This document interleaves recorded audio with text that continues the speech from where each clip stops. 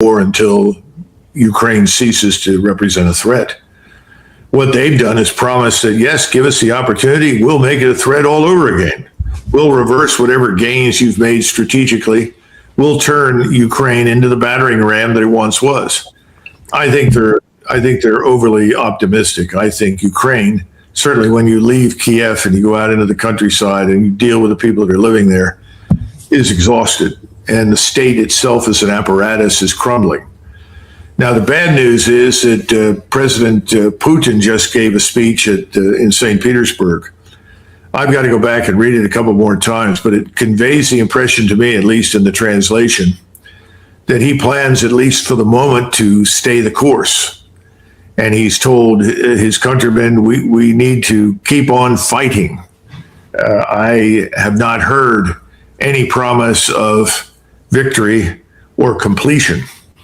That worries me a little bit, because I think there are still people in Moscow who hope against hope that they're going to get something from Trump that they can take back to the bank, that President Trump can provide them with an agreement that will be respected by the Europeans, that will really end this war and eliminate the permanent danger to Moscow that currently resides in Kiev.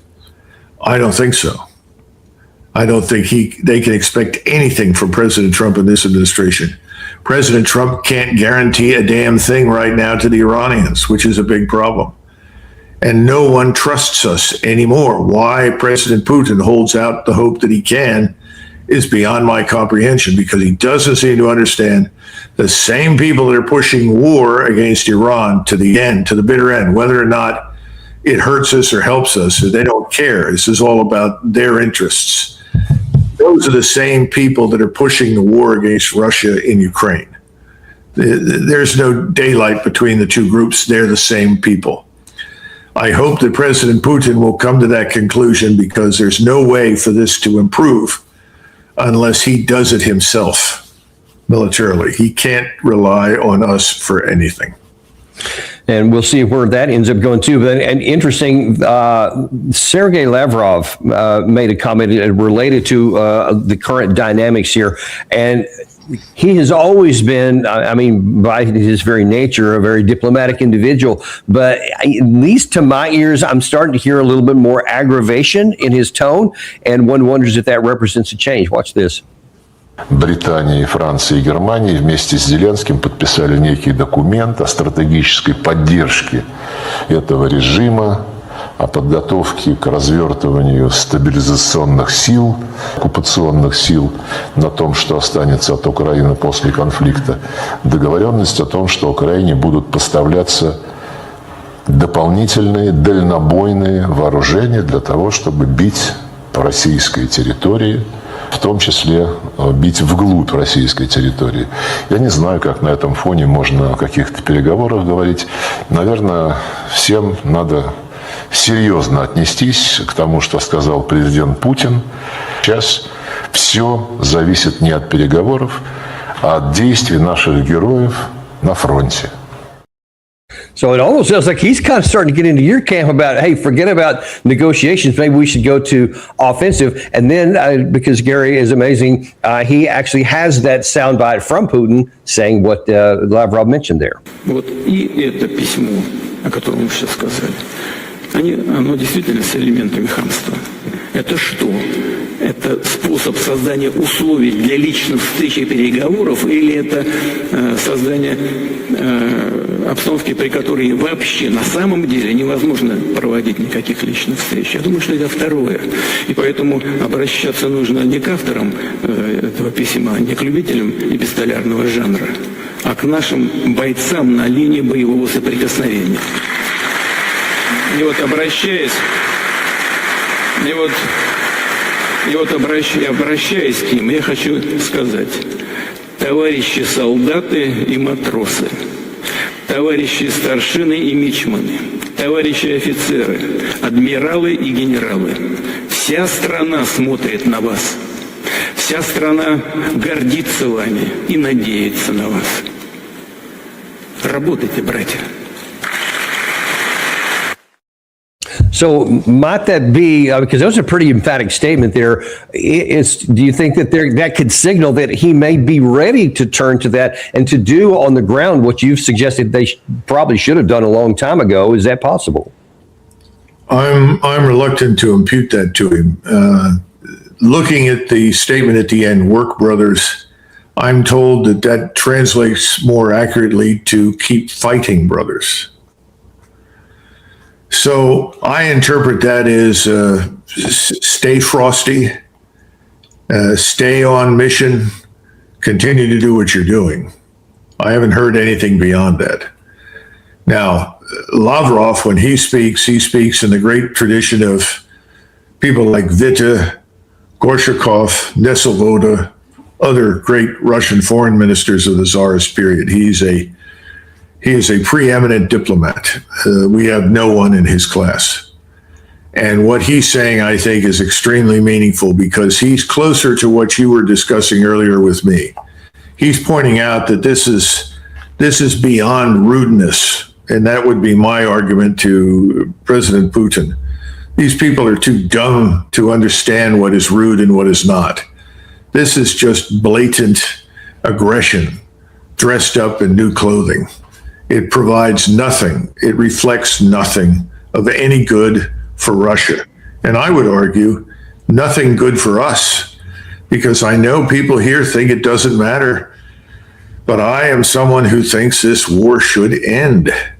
And I think the truth about this Ukrainian state and who's running it, what's happened to that country and the people in it should reach the American people. They should get an honest, objective assessment through the mainstream media. They don't. They get lies and more lies and more lies. That makes it harder. So when you ask somebody, what do you think we should do? You don't get the kind of answer that we really need, which is bring this thing to an end as quickly as possible and recognize and accept the legitimate national security interests of Russia. We, as a great power, demand that our legitimate interests be recognized. And so do the Russians, so do the Chinese, and so do the Iranians. Everything is a function of interest. It's not, contrary to what President Trump thinks, a function of, well, I really get along well with him. He and I are good friends. We have a great understanding. That's all bullshit. It's about interests. Those have to be respected, and it's a matter of determining what they are and balancing them effectively within the framework of an agreement that the regional powers can all sign up for. That's where we should be focused. We're not. And until we focus there, I don't think the Russians have much choice. They have to press ahead. Well, and what do you think is going to be possible? Because if they just keep on staying frosty, as you said a second ago, and they just keep on going, I mean, I thought, and I think you and I have over a year ago, I thought it would be difficult for the Ukrainian army to maintain its solvency into this summer, and yet here we are in the first part of the summer, and they're still solvent. Now, I'm told that it's a lot weaker at the front line than it has been, but it's still holding. How much longer can it go on with this without Russia changing its fighting doctrine? Well, solvent is probably not a good word. What the Ukrainian facade is, because it has not been directly destroyed and challenged, seems real. There is a government in Kiev. It's not popularly elected. It's a dictatorship. It's oppressive. It's far more Stalinist than anything else. It's full of all sorts of people that have criminal inclinations and are stealing as much wealth as they possibly can before this terrible nightmare ends. And the only solution to this for the Russians is to cross that river.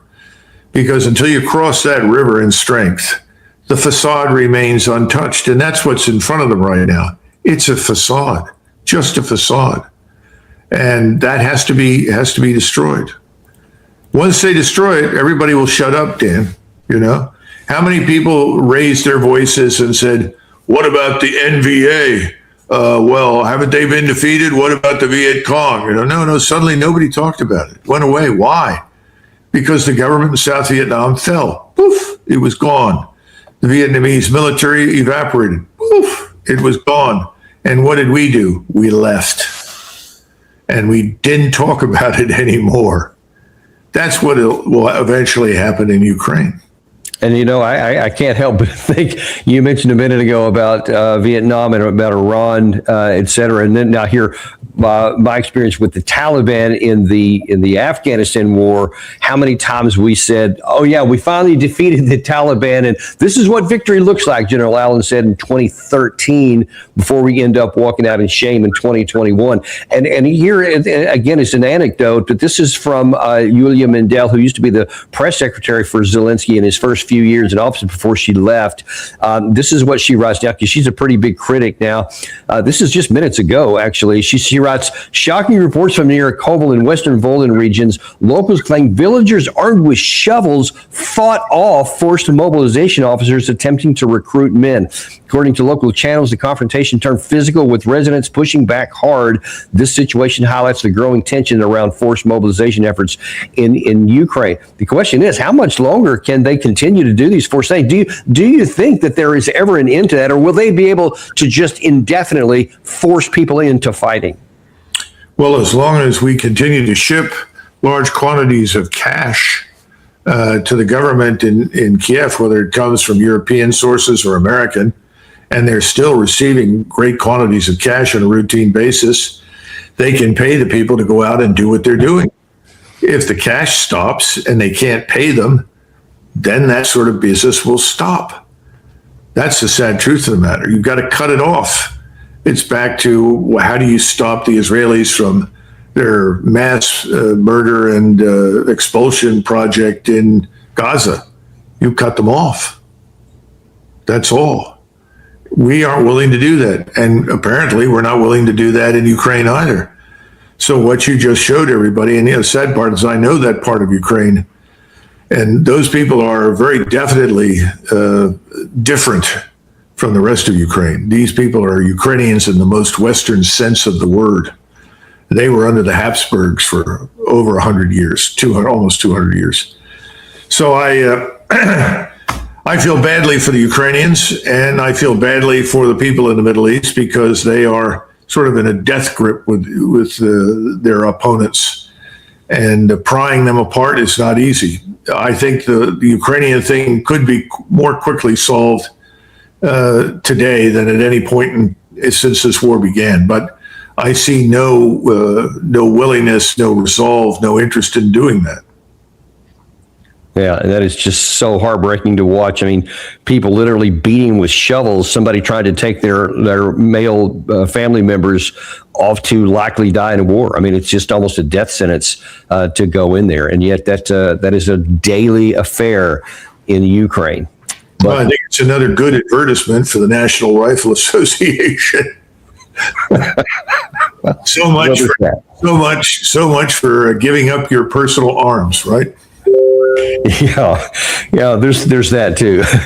Well, listen, Doug, we really appreciate you bringing all this stuff to light, especially on these two issues. And we see how money seems to be at the core of both of these conflicts, and necessary to get them over with. And the infusion is a big problem. So a lot of these aren't really tactical issues or even diplomatic issues as much as they are cash, and cash rules, as they say. And we see graphic evidence of that here. So thanks for bringing that to our light. And also, just as a reminder, man, you guys, I know a lot of people can't get enough of Macgregor. So go to MacGregorWarrior.substack.com, and you can get all you need. And by the way, Doug, I forgot to mention to you, but I was just in Tbilisi, Georgia, at a economic forum conference that a number of folks that were at, and man, every time your name came up, everybody says, "Oh my God, we love Doug Macgregor." And people wanted to talk to me just because I knew you. So your fame is growing far and wide in Europe and elsewhere, and people can understand why that is, and they can go there to find out for themselves. So thank you. Well, where were all these girls when I was at West Point? It's so depressing. Yeah. All right. Thanks for that. I appreciate it. All right. And we will see you guys later on today at 1 o'clock. We're going to have Professor Morandi back with us today. And I promise you, do not miss this show. 1 p.m. today with Professor Saeed Mohammed Morandi, who will give us the inside scoop of what is thinking in the Iranian side and what prospects do we have that any of these memorandums or anything else is going to bring it into that war. Thank you very much. And we'll see you then on the Daniel Davis Deep Dive. You know, I don't try to talk you into buying gold or tell you how to run your stock portfolio, but there is a way you can help us. Subscribe, hit that like button, and share this with somebody you love.